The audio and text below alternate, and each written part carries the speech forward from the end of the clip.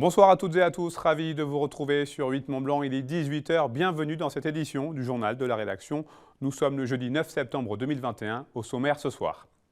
La montagne de Sulins accueille depuis ce mercredi le tout premier alpage école de France. De nombreux lycéens inscrits en filière agricole pourront désormais y apprendre le beau métier d'alpagiste grâce à ces outils de qualité. Et puis direction Sévrier, où la fonderie Paccard vient de conclure son plus gros contrat de son histoire. Une structure haute de 32 mètres et composée de 63 cloches qui prendra ensuite la direction des États-Unis. Après plus de 4 ans de travaux, le tout premier alpage école de France vient d'être officiellement inauguré ce mercredi sur la montagne de Sulins. Cet outil de choix permet déjà à de nombreux lycéens en filière agricole de découvrir le métier d'alpagiste de la plus belle des manières. Le reportage d'Emmanuel Jaude. Ce moment symbolique était attendu de longue date par les acteurs du territoire. Il faut dire que pour beaucoup, cette inauguration revêt un sens particulier. Après des années de tractation, d'études et de travaux, l'alpage école du Sulins devient aujourd'hui réalité. Un atout incontestable dans le territoire et pour le pastoralisme dans son ensemble. Je suis une passionnée d'alpage, moi agricultrice et je ne peux pas travailler sans aller en alpage, pour moi c'est ma vie, donc j'ai beaucoup milité dans ce dossier.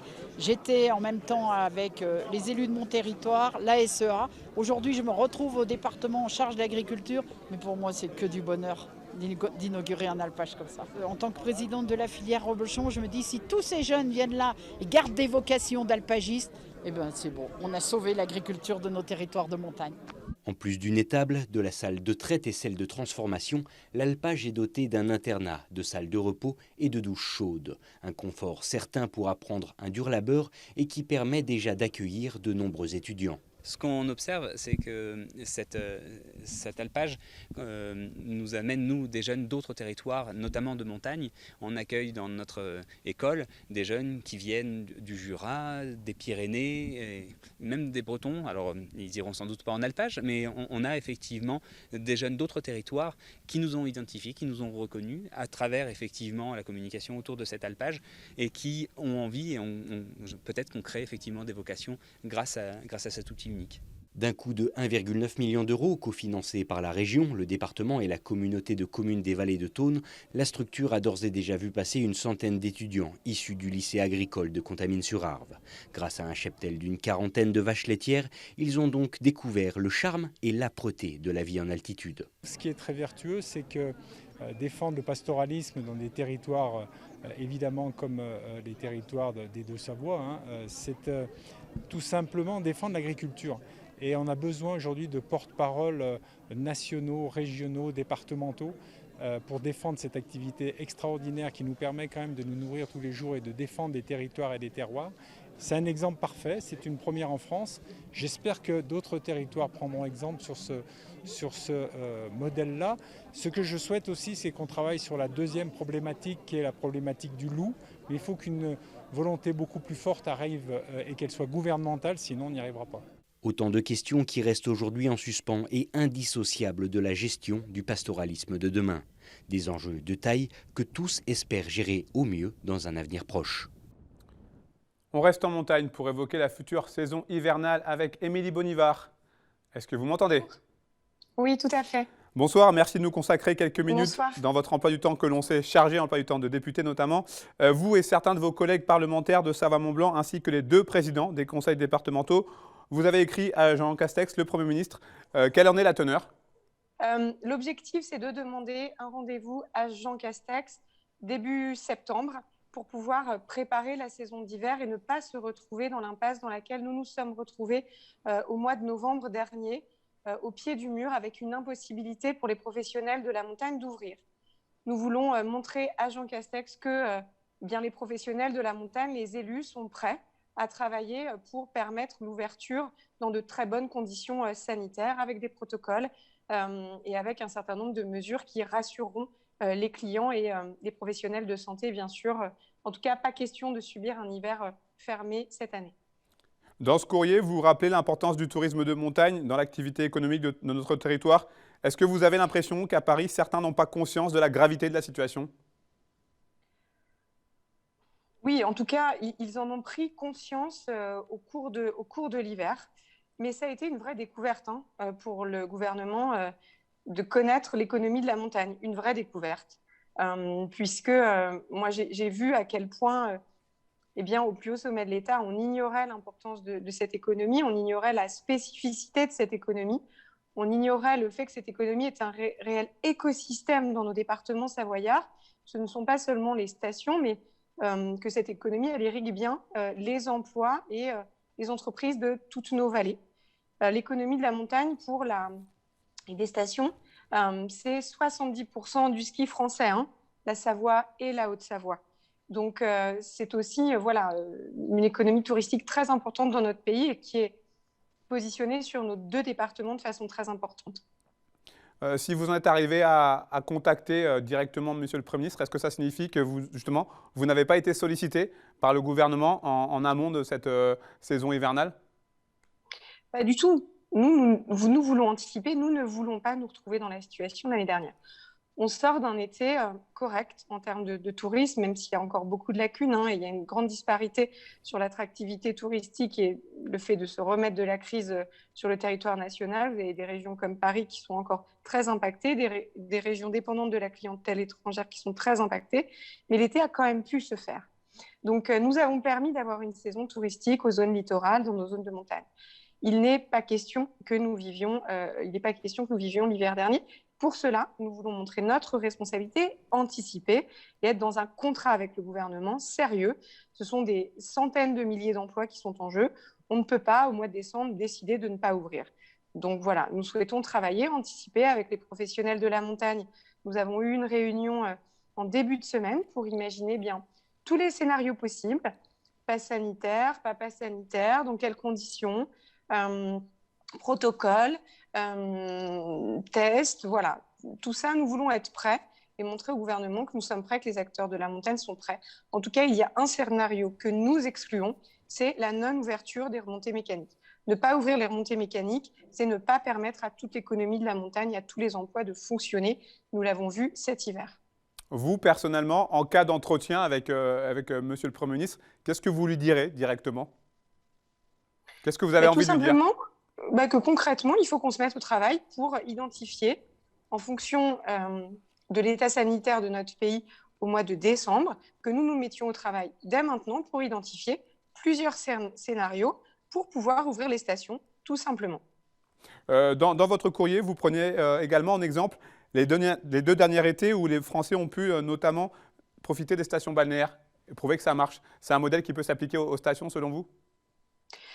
Alors l'avantage qu'on a, c'est que cet été, j'en parlais avec les hébergeurs, notamment les hébergeurs de résidences de tourisme, d'hôtels. Eh bien, cet été a pu se passer, alors avec le pass sanitaire, on a pu avoir un été.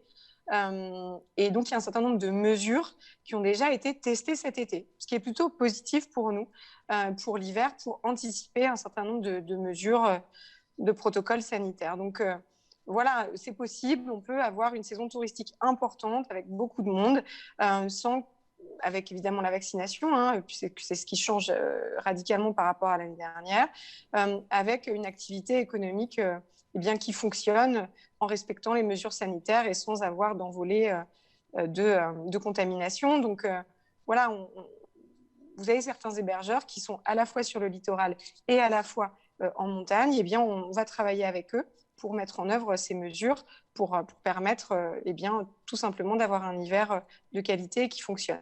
Sachant qu'on aura quand même des défis importants à relever sur de nouvelles clientèles, puisque nous ne savons pas si les clientèles étrangères lointaines vont pouvoir venir ou dans quelles conditions. Donc il faut aussi qu'on puisse promouvoir nos destinations auprès de clientèles européennes qui ont montré leur intérêt pour la France plus que d'habitude. Je pense évidemment à la Suisse, à l'Allemagne. Je pense également aux Pays-Bas, à la Belgique. Il faut que nous renforcions ces clientèles et il faut que nous ayons, et c'est ce que nous allons faire avec la région, une politique très ambitieuse sur la clientèle française, sur la clientèle de notre région Auvergne-Rhône-Alpes. Trop de jeunes aujourd'hui ne vont pas skier, trop d'enfants de nos départements ne vont pas skier. Il y a aussi un enjeu sur ces clientèles-là. Et là, on aura réussi 2 objectifs, de pouvoir remplir bien sûr nos stations, faire skier nos jeunes, leur faire connaître nos montagnes. Dernière question, Émilie Bonivard.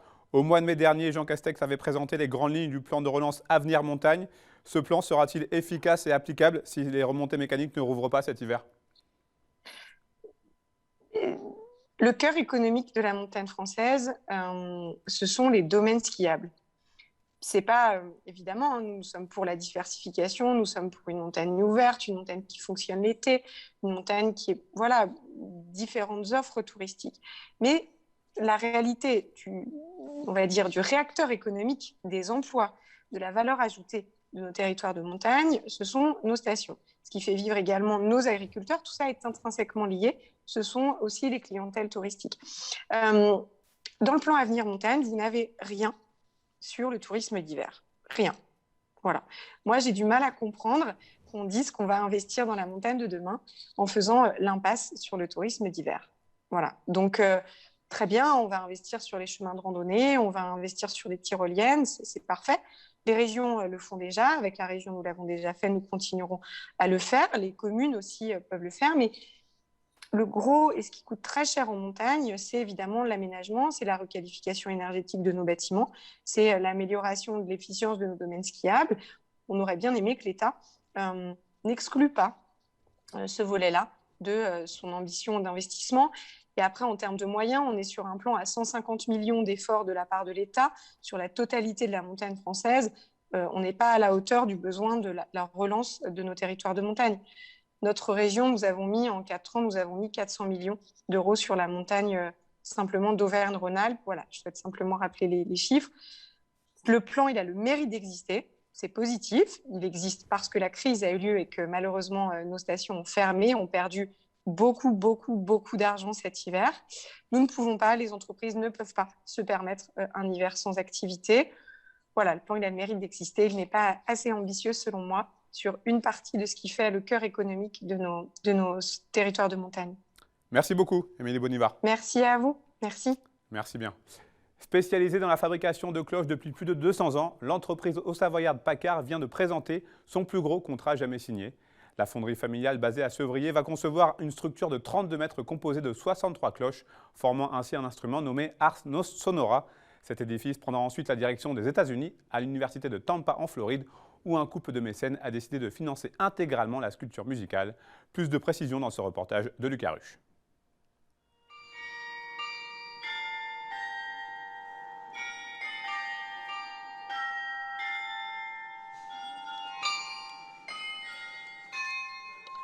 L'hymne des États-Unis d'Amérique pour annoncer le plus gros contrat jamais signé par la fonderie Paccard.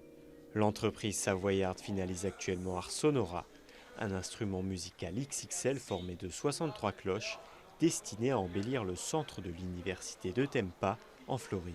Donc ce que vous voyez devant vous, c'est une amande. Il y a 3 amandes qui vont être situées à peu près à une hauteur de 20 mètres. Chaque amande va contenir environ 16 cloches.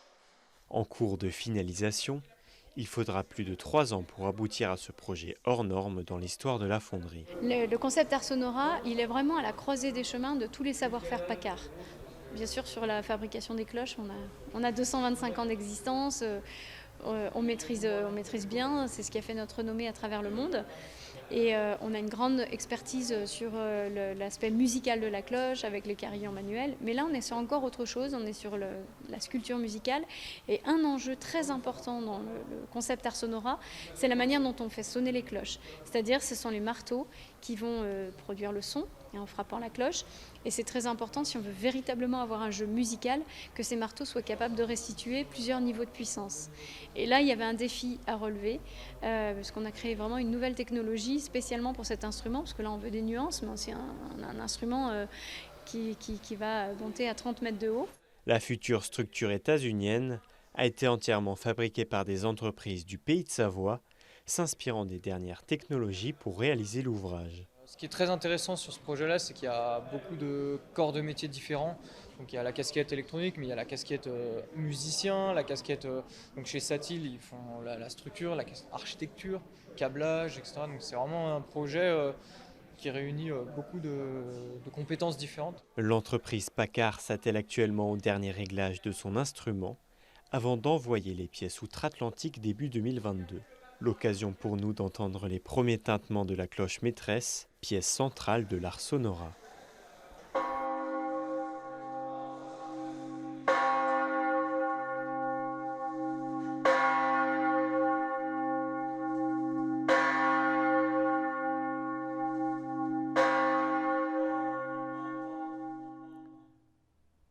Suite et fin de notre série de la rédaction pour aller jusqu'à la fin de ce journal. Vous le savez, Jean-Paul Crespi s'intéresse cette semaine aux agricultures atypiques en Savoie-Mont-Blanc. Après la spiruline et la pisciculture, focus ce jeudi sur les escargots avec Elix, la ferme hélicicole de Maglan. Reportage. Par le passé, les jours d'automne et de grisaille étaient fréquemment consacrés au ramassage des escargots. Aujourd'hui, ces récoltes dominicales sont encadrées, voire interdites. Sans braver l'interdit, et depuis plus de 30 ans, à Maglan, une ferme hélicicole élève ses petites bêtes à cornes, des Helix aspersa maxima ou gros gris, des gastéropodes nonchalants proches de l'escargot de Bourgogne. Et à chaque saison, l'élevage peut s'enorgueillir d'abriter dans ses parcs plus de 550 000 escargots. Un élevage respectueux de son environnement et du bien-être des colimacés, des enclos en plein air avec un couvert végétal afin qu'ils vivent au plus proche de leur état naturel. L'escargot Bourgogne, c'est surtout un escargot qui est sauvage, qu'on trouve un peu partout dans la nature, qui est souvent importé de Pologne en France. Et nous, c'est vraiment l'escargot d'élevage, c'est le type gros gris. Il est plus tendre, en fait, c'est un escargot que nous, on fait élever 4 mois. Et quand on le décoquille, qu'on le prépare, l'escargot reste tendre, il n'est pas caoutchouteux et très très bon. Dans cet élevage, on fait tout de A à Z. De la reproduction jusqu'à la vente du produit fini. Donc ça, c'est vachement intéressant. Il y a plein de choses à découvrir, quoi. Je veux dire, après, on va faire des ventes sur les foires, les marchés de Noël. On rencontre du monde, des restaurateurs. Donc c'est super intéressant.